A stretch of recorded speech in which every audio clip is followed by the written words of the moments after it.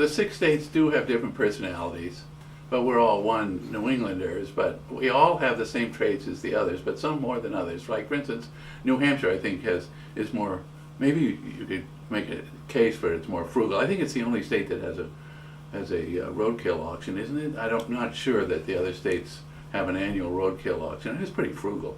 I can remember seeing them bury the town poor up in Hancock, and they had this coffin, and they didn't bury him in the coffin. They slid him out at the very last minute. Saved the coffin for another time. You know, that's pretty frugal. And incidentally, between burials, that coffin served as a chicken feeder on a farm on 137.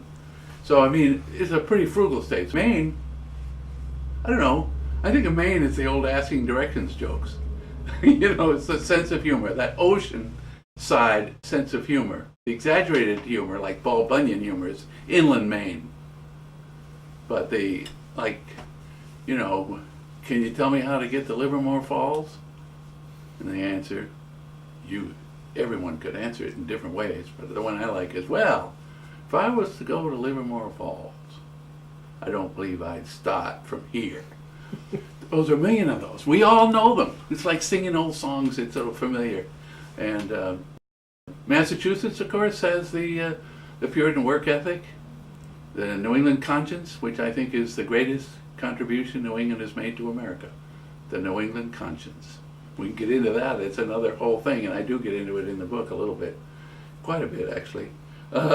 Connecticut. Do you realize that in Connecticut, since 1792, there's been more patents taken out, the U.S. Patent Office, by Connecticut people than any other state in the Union or any other country in the world. Isn't that amazing? So what does Connecticut give to New England? Yankee ingenuity. That's where that Yankee ingenuity. Credit Connecticut for that. Vermont, I don't know, common sense, I think. It contributes to our kind of idea of New England. Common sense. Remember back in the Vietnam War when, was it Senator Leahy or a senator from Vermont said to President Johnson, why don't you just bring all the troops home and say we won? Well, that's not particularly funny, but the nation smiled at that because it came from Vermont, the common sense state.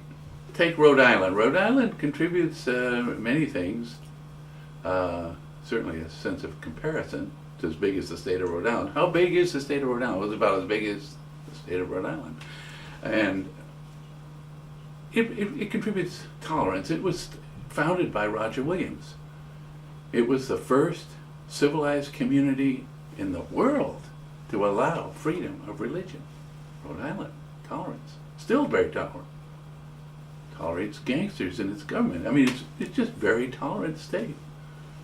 So anyway, I'll put all those things together and you get New England. You get the idea of New England. I don't like to define it too much. If you make a very specific definition, say, of New England, you build a fence around it.